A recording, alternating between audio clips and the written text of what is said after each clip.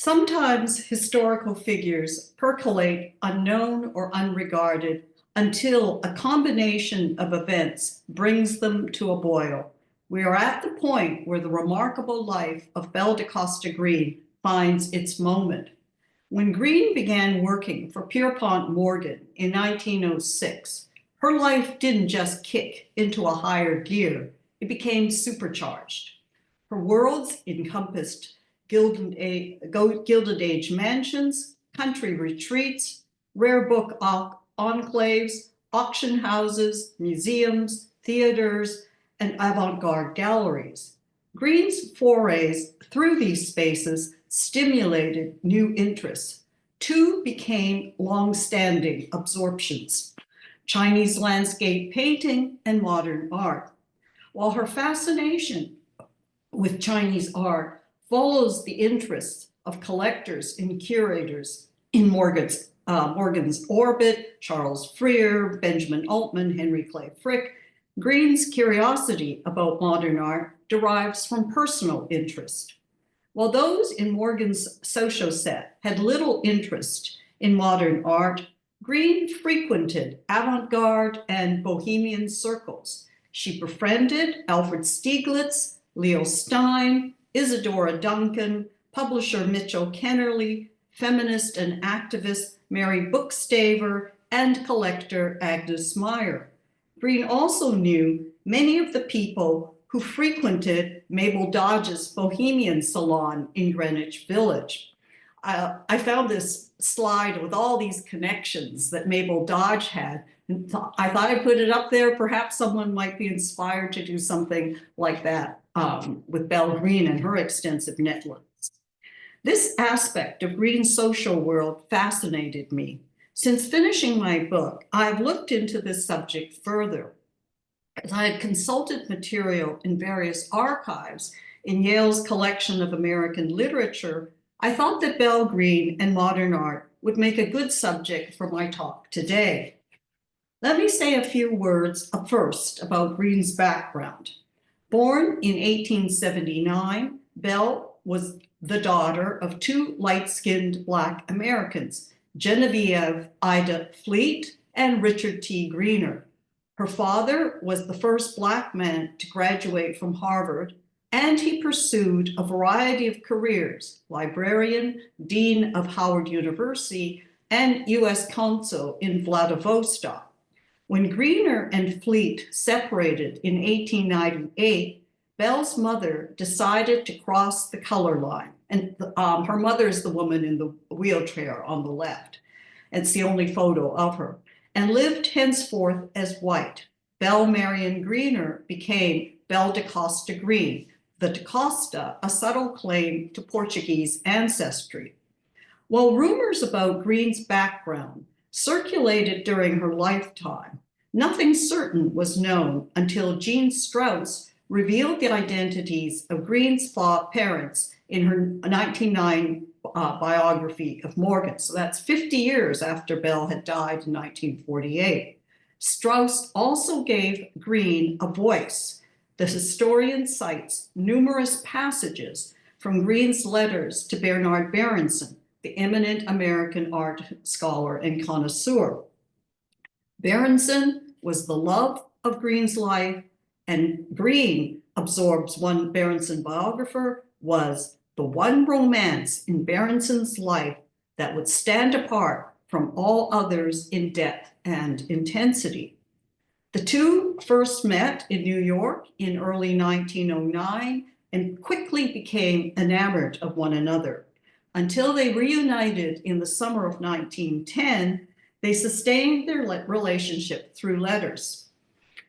Greene's 605 letters to Berenson furnished the largest archive of information on her personal life and her observations on her many worlds, including her engagements with modern art. So I've got on the left the homepage of the letters of Belle da Costa Greene to Bernard Berenson. This is a joint initiative between Villa I Tatti, Harvard Center for Italian Renaissance Studies, and the Morgan Library. Greene's interest in modern art manifests itself in a variety of ways. They include her comments and queries to Berenson about Matisse, her friendships with Alfred Stieglitz and Leo Stein, her essay, What is 291, for a special issue of Stieglitz's journal, Camera Work, an unpublished portrait of Gertrude Stein, her personal collection of modern art pieces, and her associations with artists such as Francis Picabia, John Marin, Marius de Zayas, Marcel Duchamp, and Henry Carroll Delvey. The librarian also appears as a subject in modernist works. Clarence White, one of the founding photographers of 291, made several portraits of Greene in 1911. These are White's portraits. Then Marius de Zayas drew a caricature of Greene.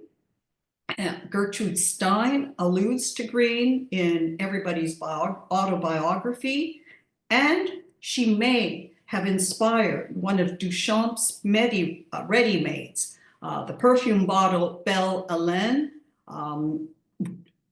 These are ready-made objects that Duchamp transformed, and the color of this particular bottle was peach before he changed it to green. Some people have speculated that she may have been the inspiration for that object. Greene's imaginative capacities and ebullience were well known to contemporaries. In the living present, her friend Gertrude Atherton refers to Greene's overflowing joie de vivre in an essay portrait of the librarian. Berenson, too, admired Greene's vitality. In a letter to his wife, Mary, August 1910, he describes the librarian as incredibly and miraculously responsive. We can derive some understanding of Greene's response to modern art by first taking into consideration her responses to more traditional works. A passage from a 1909 letter to Berenson reveals the extent to which Greene could project herself imaginatively into a book or work of art. After receiving his gift of a multi-volume French edition of The Thousand and Whites, she writes these lines, and I'm just going to read some of this passage. I have this moment received the Mille et une Nuits, all 16 volumes, and I'm so excited by the mere joy of possessing them. I was all alone in my library when they arrived, and I sat right down on the floor with all I could hold in my lap, and the rest around me on the floor. I am impatient to read them, especially one which I just glanced at, the tender story of Prince Jasmine and Princess Almond. I opened these lines, and outwardly Prince Jasmine appeared to be a shepherd, and internally he was taken up with love. It fitted my case so perfectly, and outwardly, at least, the profession of librarian. I immediately went to the phone and broke a theater engagement, and instead I shall dine quietly at home, put on my most comfortable peignoir, and go off into les nuits enchantées. I shall take you with me, and we won't come back at all, never. Reveling in his gift, Greene fashions herself as a kind of Scheherazade, just as Prince Jasmine embodies a double life, outwardly appearing a shepherd and inwardly harboring love. So does Greene. Outwardly a librarian, she is aflame with love within. This performance, replete with Greene, costumed in a peignoir, captures well her imaginative capacities and her gift for self-projection and self-fashioning. While Greene's responses to works created within a literary or artistic tradition with which she is familiar was often effusive, her responses to modern art, a subject with which she had little familiarity, are notably different. In the absence of a character or narrative to which she might attach herself, the librarian finds herself somewhat unmoored. After seeing an exhibition of Matisse's drawings in Stieglitz's Little Galleries of the Secession, later renamed 291 for 291 Fifth Avenue, she writes Berenson. So we got the original letter on the right and the transcription on the left. They had an exhibition of the drawings of Matisse, which I had never seen before. They are the most extraordinary things I have ever seen. It was absolutely new to me and almost incomprehensible. I don't understand what he is trying to do. What he is wanting to make me think, whether an emphasis of character, sometimes called caricature, although at first it appeared to me to be only a series of extravagant contortions. They had shocked and repelled me strongly, but held me there quite 2 hours. The one thing that gave me a slight glimmer of understanding was a drawing of himself, which was placed next to Steichen's photograph of him. Please explain him to me. Stieglitz presented shows of Matisse's work in 1908, 1910, and 1912 at the 291 Gallery. Here, Greene refers to the 1910 exhibition, which featured 20 drawings, largely female nudes, accompanied by black and white photos of the artist's paintings. And here are 2 of Matisse's drawings that were featured in the 1910 show. Unsettled by Matisse's unconventional twisting figures, Greene finds herself transfixed and repelled. Baffled yet curious, she seeks enlightenment. Please explain him to me, she implores Berenson. Although Greene destroyed Berenson's letters, along with many other personal papers before her death, we can make an educated guess about what he might have written. In 1908, Berenson wrote a letter to the Nation's editor in which he declared that Matisse's art was, here I'm quoting Berenson, essential in every respect, a magnificent draftsman and a great designer. Berenson's high estimation of Matisse's work influenced reviews of the show. Art scholar Frank Jewett Mather declared in his review that, here I'm quoting Mather, a Matisse drawing belongs in the great tradition of all art that has envisioned the human form in terms of energy and counterpose. 2 years later, Stieglitz mounted another Matisse exhibition, this one featuring art in different media.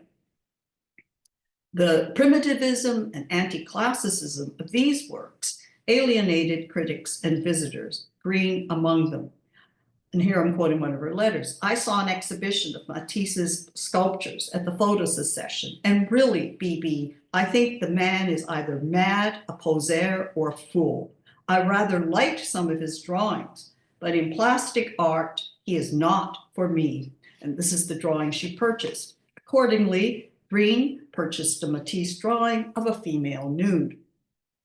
Greene also attended the opening of the International Exhibition of Modern Art held at the Armory in early 1913.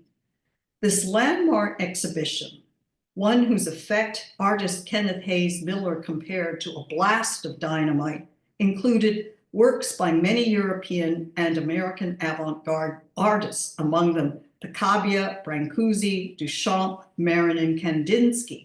The exhibition did not endear the librarian towards modern works. Before the exhibition's opening, she writes Berenson about some of the participating artists. Picabia is here and having an exhibition of the wildest cubism I have ever seen. Zuloaga and Carol Delvey are both exhibiting and are in the throes of an international exhibition of the modernists. And when that bursts on our view, the dear Lord in angels guard us, I, for one, will want to quietly hand in my chips. Then 2 weeks later, she describes her impressions of the show. Last night, and I'll just read some of this, I went to the International Exhibition of Modern Art, and never have I experienced anything so dreadful, really dreadful. All the past and present wild artists I know were there, each one pulling one in the direction of his exhibit until I was a physical wreck. Altogether, it was a nightmare, such as I hope never to have to endure again. Cubist, futurist, and out-futuring futurist. What is your friend art coming to? Despite her claim, Greene did not hand in her chips. Berenson was not the only expert whose opinion Greene sought. She continued to visit 291, met with Leo Stein periodically to discuss Impressionist and post-Impressionist art, and she corresponded with Alfred Stieglitz from 1909 to 1922. Time doesn't allow me to go into her meetings with Stein, so I'm going to focus more on her friendship with Stieglitz. The letters to Stieglitz reveal more expansive views on modern art. Their correspondence begins over business. Greene's purchase of Edward Steichen's portrait of Pierpont Morgan, as well as some works for herself. Steichen's photograph of Rodin's Balzac, and she also purchased 2 drawings of abstract figures by Abraham Walkowitz. This is an exhibition, 2 images, one of Duchamp's nude descending of a staircase, one of the most controversial works shown at the Armory exhibition, and then a photograph of one of the rooms of the exhibition. In July 1914, Stieglitz invited supporters of the gallery to write an essay on what is 291 for a special issue of Camera Work, seeking individuals who might write and here I'm quoting Stieglitz, something out of the ordinary. And then in a letter to Greene, he tells her what he's looking for. I am primarily after the recording of a few real heartbeats. Greene's contribution provided just the sounding Stieglitz sought. This essay, her only published, I should have shown these a bit earlier. These are 2 of the works that she purchased, Steichen's Balzac, and then here's one of the Walkowitz drawings. And here's her contribution. Here are some of the contributors to 291. All right, and then this is Greene's essay to that special issue. She begins by describing her response to the work of different artists, the thrills received from Matisse, Picasso, and Brancusi, the Rabelaisian delights of Walkowitz, the glorious topsy-turvydom of Marin, or the glowing sincerity of Steichen. And above all, she values Stieglitz, who she describes as the magnet of life. I wish that I were able to repay you for the countless times you have so lavishly poured courage into my soul, enthusiasm into my living, and clarity into my thinking. For the countless times I've come to you, a hopeless, incoherent mass, my courage like so much wet tissue paper, my mind fringed by the seeming uselessness of things, and left you in an optimistic, determined, and directed endeavor. For Greene, 291 is Stieglitz. His enthusiasm for modern art and his elucidations had transformed what seemed incoherence into clarity for her. If she feels a mass of confusion while viewing modern arts, she leaves with an optimistic sense of direction, thanks to Stieglitz's explanations. The abstractions, unconventional poses, and brilliant colors of modern art had expanded her aesthetic horizons. Greene ends her contribution with a juxtaposition. She deftly compares the views of Stieglitz's enlightened satellites, modernist artists who know that old bogies such as Rembrandt, Leonardo, and Raphael are hopelessly defunct, and who believe that the Metropolitan Museum is but a morgue, to her unenlightened self. The librarian, still groping in darkness, creeps back to the morgue and finds in the museum the glory you radiate. While modern art has furnished her with new sensations, these thrills do not compare with the aura emanated by Stieglitz himself. Greene's article is at once a tribute to Stieglitz and an affirmation of her attachment to the art of the old world. 8 years later, Greene recalls the sensations she experienced at the gallery in another letter. Having lost touch with Stieglitz, she confesses, this is her, oh, actually, that's shouldn't be in there. All right, here's Greene's letters to Stieglitz, written 8 years later, 1922. And she had lost touch with him. I shall never forget the hours I spent at 291, nor do I ever expect to feel such intense, joyous, and above all, free moments. All glory to you, Stieglitz. There's a solid bunch that will never forget you. I mean you. And this is, you can see she's capitalized you at the end of the last page. As she does so often in her ventures into new areas of art or literature, Greene makes a human mediator, here Stieglitz, crucial to her journey. What made 291 a joyous place? This is the question that I've pondered more recently. Greene was not alone in proclaiming the feeling of liberty that 291 generated. Other contributors expressed similar sentiments. And here I've just cut and pasted an array of some of the other contributors to this special issue, and I'll read a few of them. Liberty, freedom, individualism, self-expression. To live one's own life in one's own way, wrote the Mexican artist Marius de Zayas. Then Hodge Kiernan, the West Indian scholar and historian who operated the elevator at 291, wrote, I have found in 291 a spirit which fosters liberty, defines no methods, never pretends to know, never condemns, but always encourages those who are daring enough to be intrepid. Then banker Eugene Mayer wrote, he deems 291 an oasis of real freedom, a sturdy islet of enduring independence in the besetting seas of commercialism and convention. All of these writers, contributors, emphasize the freedom, liberty, and openness that permeated 291. The gallery's small space, here we go. The gallery's small space contributed to a sense of community.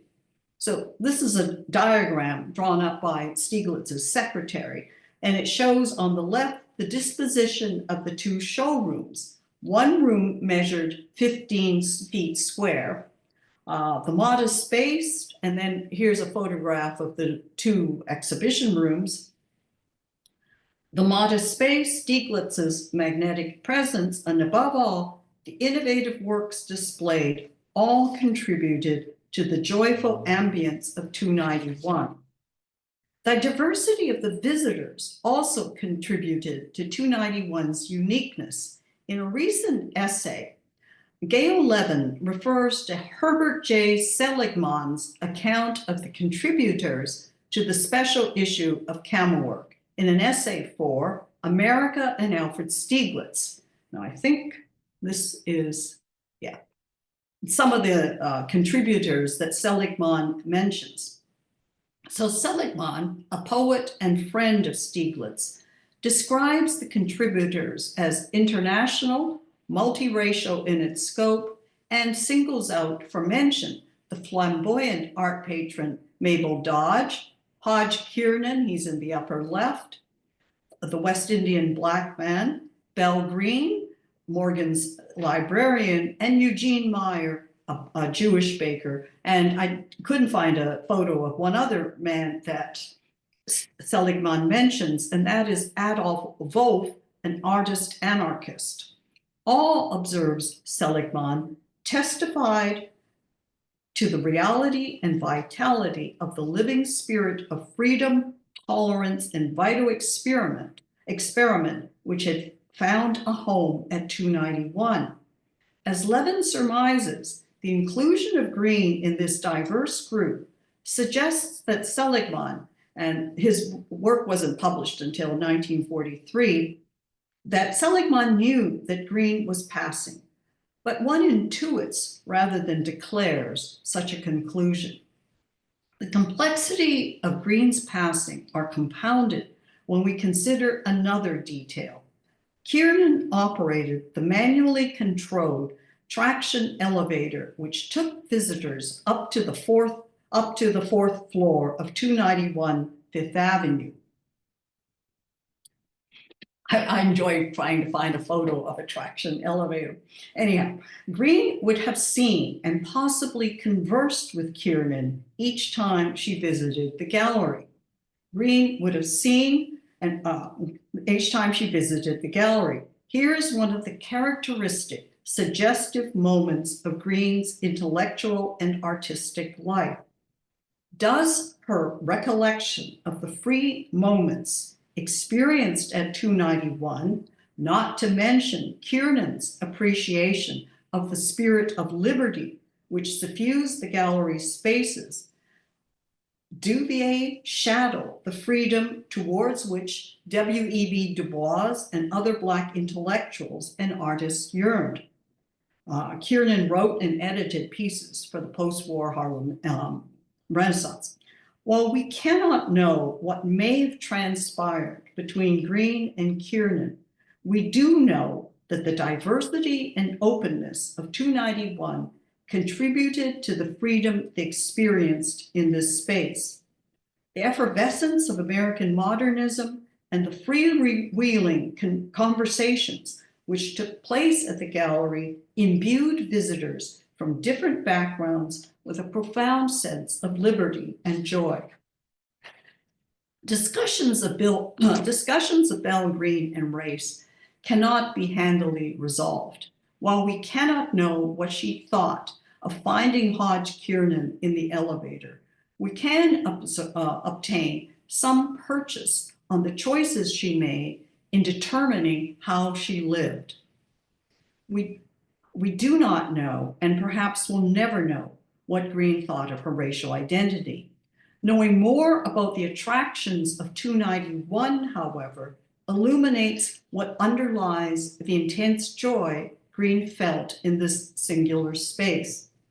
Recently, Hilton Els, in his New Yorker review, this was in December of last year, of the Morgan exhibition, laments what Greene's passing had cost her.